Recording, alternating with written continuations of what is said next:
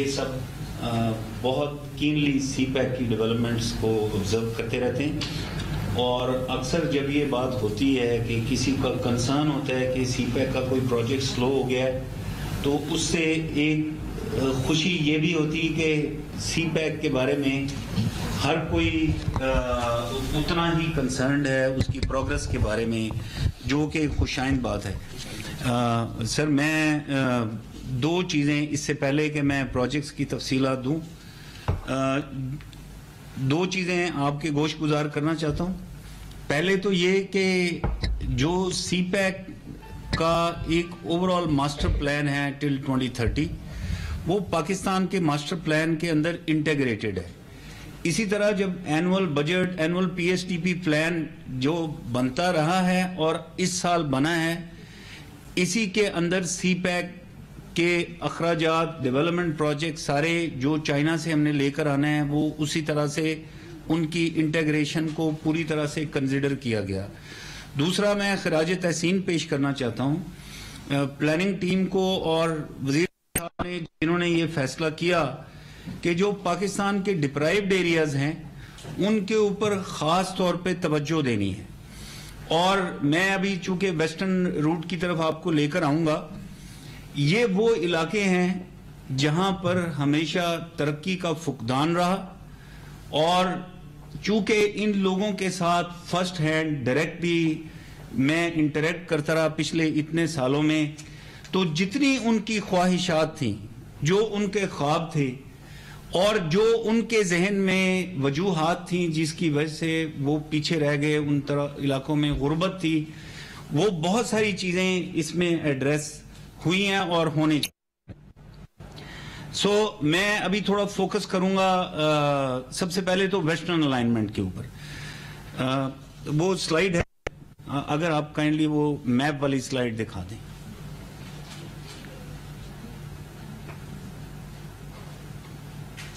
یہ آپ کو پتا ہے کہ جو ایسٹرن الائنمنٹ ہے اس میں صرف ایک سیکشن رہ گیا تھا جو سکھر سے حیدرآباد سیکشن تھا، اور اس کا ایک ڈیفرنٹ فائنینشیل ماڈل انٹروڈیوس کر کے آئی ایم ویری گلیڈ کہ وہ ابھی اس دفعہ وہ انکلوڈڈ ہے، اور انشاءاللہ وہ عنقریب اس کی چونکہ ٹینڈرنگ، کنسٹرکشن یہ سارا سٹارٹ ہو جائے گا، تو پشاور سے کراچی تک آل دا وے موٹر وے سے کنیکٹڈ ہوں گے، اور اس کے ساتھ جو علاقے جو اپ لفٹ ہوں گے، جتنے بھی پیریفرل علاقے ہیں، تو وہ ایک علیحدہ سے ایک سبجیکٹ ہے پورا ڈیٹ کا۔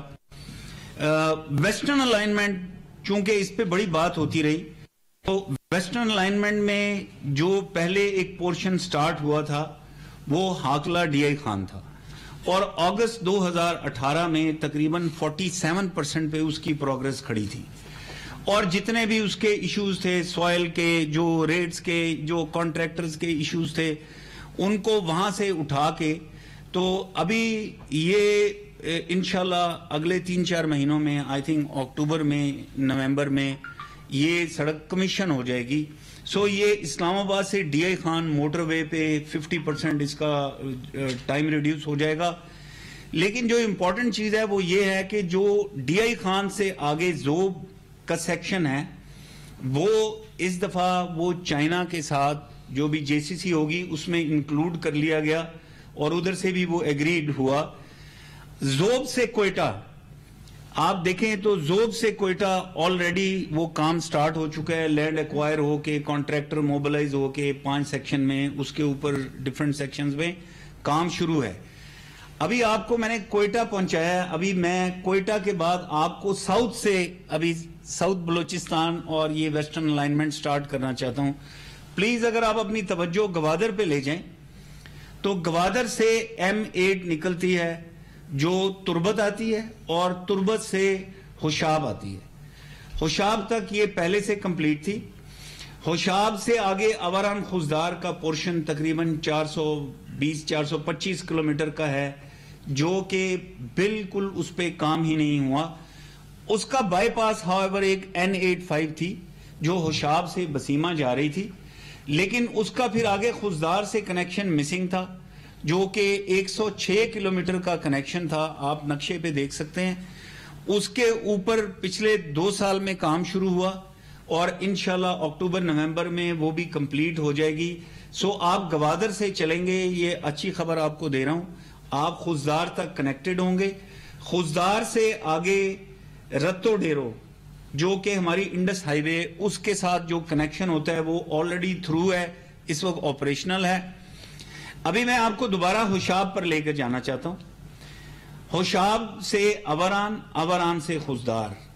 ہوشاب اوران پہ اس وقت کام جاری ہے, کانٹریکٹر موبلائزڈ ہے, کنسٹرکشن کا کام شروع ہے. اوران سے خوزدار وہ بھی شامل ہو گیا اس دفعہ پی ایس ڈی پی میں, اور یہ بھی جب بن جائے گا, یہ خواب تھا اس علاقے کے لوگوں کے لیے. اور یہ سیکنڈ آلٹرنیٹو روٹ ہوگا گوادر سے ڈائریکٹلی جو کنیکٹ کرے گا نارتھ. تو ہمارے پاس یہ 2 روٹ ہو جائیں گے.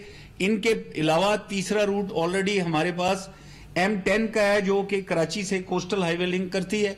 اور ابھی میں آپ کو فردر بتاؤں گا اور بھی جو آپشنز کھل رہی ہیں. علاقے کے لوگوں کا خواب یہ تھا کہ جو اوپر آپ دیکھ رہے ہیں N40 کوئٹہ سے جو تافتان ایران جا رہی ہے, اس کو کنیکٹ کیا جائے جو ہنٹرلینڈ آف ساؤتھ بلوچستان ہے. تو آپ کو نوکنڈی نظر آ رہا ہے, تو نوکنڈی سے مشخیل, مشخیل سے پنجگور, اس سڑک کا پچھلے دنوں پرائم منسٹر صاحب نے گراؤنڈ بریکنگ کیا, کوئی جسٹ 2 ہفتے پہلے. ابھی آپ کو اس کا پرنٹ بھی دے دیں گے. جی جی جی جی جی جی آپ کو یہ آج آپ کو پہلا سٹیپ یہی ہوتا ہے کہ آپ کو بریف کر رہے ہیں, اورینٹیٹ کر رہے ہیں. نیکسٹ ٹائم آپ میرے ساتھ جائیں گے اس علاقے میں. جی جی جی. اچھا میری شاید میرے چشمے جو ہے نا بہتر لگے, مجھے صاف نظر آ رہا ہے. میں اگر آپ کا کیمرہ دکھا سکتا ہے تو میں سلائیڈ پہ آ سکتا ہوں. جی چلتے رہے. جی جی. تو یہ جو پورا سیکٹر ہے, یہ نوکنڈی والا, چاغی والا, یہ آ کے N85 کے ساتھ کنیکٹ ہو جائے گا اور آگے M8 کے ساتھ بھی. تو سو گوادر تک یہ کنیکشن ہو جائے گا. بلکہ ادھر سے ایک اور سڑک جو بن رہی پنجگور سے آگے اوران اور بیلا, یہ آپ کو کراچی تک ایک ایکسس مل جائے گا. سو یہ پورے کا پورا ریجن جو ہے یہ کھل جائے گا. یہ ساؤتھ بلوچستان کی تمام وہ سڑکیں ہیں. اس کے علاوہ صرف ایک سڑک جو رہ گئی تھی وہ ایران بارڈر من سے تربت تھی, سو وہ بھی اس میں انکلوڈ کر لی گئی ہے. سو یہ پورا علاقہ ابھی ناٹ اونلی روڈز بٹ اس میں 3 ڈیمز کا بھی ابھی ذکر ہوا. تو یہ بھی وہی ڈیمز تھے جو وہاں کے لوگوں کی بڑی ایک خواہش تھی, اور اس کے ساتھ ایگریکلچر کا ایک ریولوشن آئے گا اس علاقے کے اندر. تھینک یو جی, تھینک یو جنرل صاحب.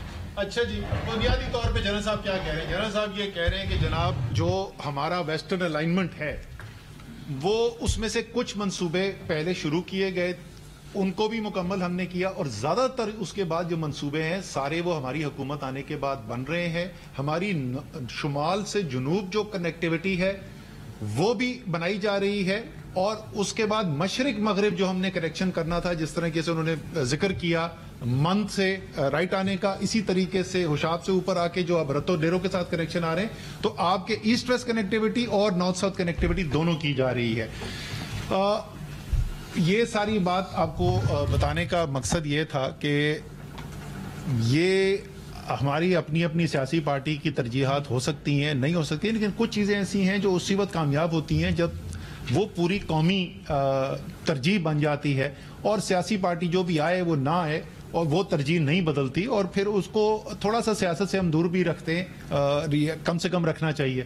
میرے خیال میں سی پیک بھی ان میں سے ایک ایسی چیز ہے. اس لیے ہم نے کہا کہ ذرا تفصیل سے آپ کو بتا دیں تاکہ لوگوں کو یہ بھی سکون ہو جائے کہ جس طریقے سے جس ترجیح کے ساتھ کام ہونا چاہیے وہ ابھی تک چل رہا ہے. یہ تھی جی ہماری سوال. آپ نے خاص طور پر پی ایس ڈی پی کے حوالے سے بات کی. کل ہم نے یہ دیکھا کہ وزیر اعظم سندھ نے پریس کانفرنس کی اور انہوں نے یہ الزام لگایا کہ عرفان جو ہے وہ ایسٹ انڈیا کمپنی کی طرح جو ہے وہ سندھ کو چلانا چاہتا ہے. بالکل ٹھیک. سندھ کو اس کے حصے کا ریونیو نہیں مل رہا, NFC ایوارڈ کا حصہ نہیں مل رہا, تو ہم کیسے جو ہے وہ ترقیاتی بجٹ کر سکیں گے. اور دوسرا ترقیاتی بجٹ جو ہے وہ بڑا ریونیو پاکستان کا جو ہے وہ سندھ جنریٹ کرتا ہے. تو یہ بتا دیجیے گا کہ سندھ کو آپ کیونکہ وفاق خود جی جو ہے وہ سر سوال سمجھ میں آ گیا. نہیں یہ کر دو اتنا بڑا سوال مجھے پہلے اس کا جواب دے دو نا. اچھا یہ مجھے پتا تھا, میں نے جان کے اپنی پریزنٹیشن کے اندر میرا جو ابتدائیہ تھا اس میں نے ذکر ہی نہیں کیا, کیونکہ یہ مجھے پکا پتا تھا کہ پہلا سوال ادھر آنا ہے. اچھا جی, وزیر اعلیٰ صاحب کیا فرما رہے تھے کل؟ وزیر اعلیٰ صاحب جو ہیں وہ 3 مختلف شکایات کر رہے تھے, اور یہ شکایات انہوں نے باہر بھی کی ہیں, وہ شکایات انہوں نے اندر بھی کی. پہلی شکایت ان کی یہ تھی کہ سندھ کے ساتھ سوتیلا سلوک کیا جا رہا ہے اور سندھ کو اتنے ترقیاتی منصوبوں کا حصہ نہیں دیا جا رہا جتنا سندھ کا حق بنتا ہے. اور اس میں سے کچھ چیزوں کو انہوں نے خصوصی طور پر ذکر کیا, جس کے اندر شامل تھی جناب سڑکیں, موٹر وے بھی شامل تھیں. سب سے پہلے تو میں موٹر وے کا جواب دے دوں, میں پہلے بھی بول چکا ہوں لیکن پھر میرے خیال میں دہرانا ضروری ہے.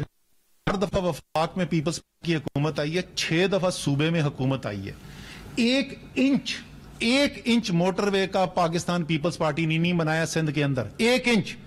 تحریک انصاف سکھر ملتان 98 ارب روپے کے پیمنٹس ہم نے کیے ہیں اس حکومت نے آنے کے بعد اس سکھر ملتان موٹر وے کے لیے. اور سکھر حیدرآباد میں نے ابھی آپ کو بتا دیا انشاءاللہ تعالی 200 ارب روپے کا منصوبہ. وہ پوچھ رہے تھے کہ انہوں نے کہا جی یہ پچھلی حکومت نے بھی کوشش کی تھی, یہ ہوگا یا نہیں ہوگا؟ سر یہ اس لیے ہوگا کہ پچھلی حکومت چاہتی تھی کہ صرف پرائیویٹ انویسٹر اس منصوبے کو پورا کرے.